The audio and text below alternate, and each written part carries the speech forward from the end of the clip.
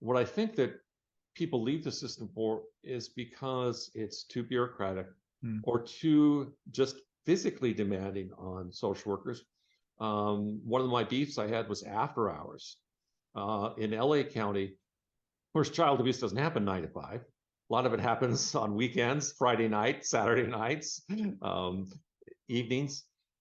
In LA County, there was a special unit of people who worked after hours, handled those calls. Rural counties or semi-rural counties like San Luis Obispo, the case carrying workers would be on call so many often. So you would work Monday, 8:30 to 5, assuming you didn't work any overtime that day, then be on call from 5 to 8 the next day, and then go to work, 8:30 to 5 Tuesday.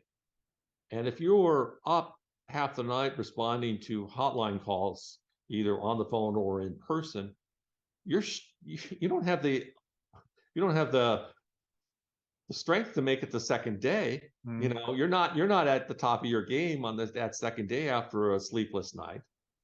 And I think that just wasn't recognized. And to be on call was, when I retired, it was $3 an hour. And I often put my daughter at the time was in college. She was on call with one of these food delivery services. She got $6 an hour to be on call, deliver pizza.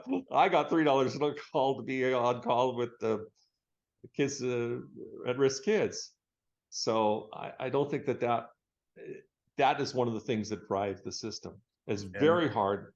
Social work is a female-dominated profession, more and more. It has always been female, but over the course it has become even more so. And typically, a woman would get her master's degree, come work, and then I've seen a fair number when they had children that it conflicted. There was just too much, especially if they were a single parent. But that's very demanding. I've seen a success, but I've also said that they had to choose their family first because the job is just time-wise too demanding. They might love the job.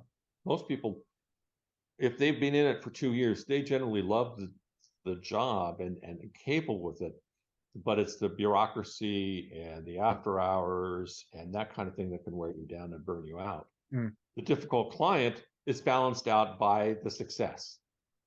So yeah, you have a difficult client, you have a 387 petition, you have those things, but they're balanced out by successes usually. Now, success and failure is sort of is not random, but it doesn't, you may have a good month. Can't control everybody's doing well, and then everybody got to file a couple of 387s in 1 month. You're going to have bad months. You just are. And you have to accept that and go on. But well, let me ask you this maybe last question, Lance, as we come towards the end here. I was thinking about it, and you said it with your daughter making 6 versus you 3. I know it's not a novel question. People have asked it. I'm just curious, given your career and where you're at, how do you make sense of that fact that you were getting paid $3 an hour to be on call for Child Protective Services for arguably one of the most important things somebody could do in the world, and then pick the profession, right? Athletes or actors are usually the thing people go to. And I'm not trying to pick on them. I'm just calling it what it is. I mean, I understand the economic underpinnings of what makes it so, but does that not leave you jaded about society in the world, that you were getting so undervalued for the work you did? And so many people like you, right? There's plenty of professions like that, when so much money is being paid in other ways to other people. Well, I sort of make the point in my second book that the ratio of CEO pay to the average worker has been increasing and is double or triple what it was in my father's generation. It is getting ridiculous, the ratio of CEO pay to the average salary. That is on its unrelenting course. So everybody should have the dignity to work. The guy who's, or the woman who's working a factory job and making maybe decent wage, maybe $24 an hour. But if the person who's the CEO is making $20 million a year, how do you? Doesn't that person get a little jaded? Don't they want to? Are they going to care if something product is manufactured poorly? Are they going to want to spit in the soup, sort of thing? The other point I want to make out is that while the pyramid, the wealth pyramid, is getting narrower, the base has gotten broader too.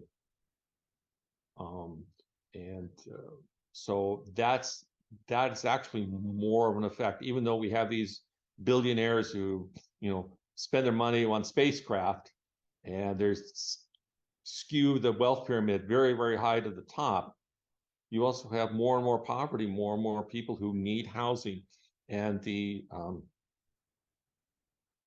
chances of a family, a poor family, getting subsidized housing is about a third of what it used to be. Hmm.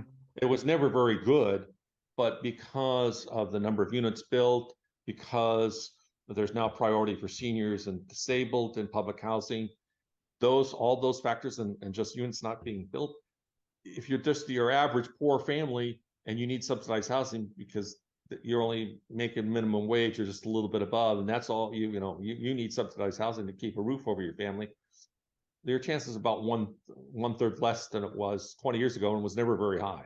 Hmm. So that's what we have to do in our society. We have some challenges here that have many, many answers. There's not like one global answer to everything, but I think we that's just right. have to do. Yeah. I was just gonna say, I think that's right. I mean, maybe last thing I'll say, and I don't say this to virtue signal or to any of that. It's just, I agree. I think it's super complex. It's a complex system. There's a lot of moving pieces to it. I think sometimes we, the collective we, myself very much included in ways, have gotten away from, like, I don't want to say common sense, but just like the human aspect of it. Like Yes. the thing that comes to mind for me right now is, and again, I'm not saying this, I'm just saying it because it's the truth. Like the Met Gala was a big thing in New York maybe a month or so ago, where a lot of people go and there's this big event and everybody gets dressed up and there's a lot of money, and that's great. That's a nice thing.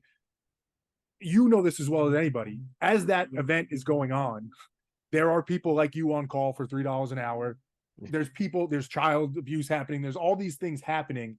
And somehow we've kind of rationalized and come okay with it in society that, like, that's okay. And I get it. People will claim to, like, well, what are you saying? Socialism is the answer, is the problem. I don't know. Who cares about any of that? All I'm saying is, I think if we could all just acknowledge that idea that you were getting paid $3 an hour, or somebody's wearing a $2 million dress to an event in New York City, like, that's broken. Something's wrong there. Why it's broken, who's to blame? Let's not even get it. Let's just, call that spade a spade. That's the thing that I think makes me cynical and pessimistic ultimately.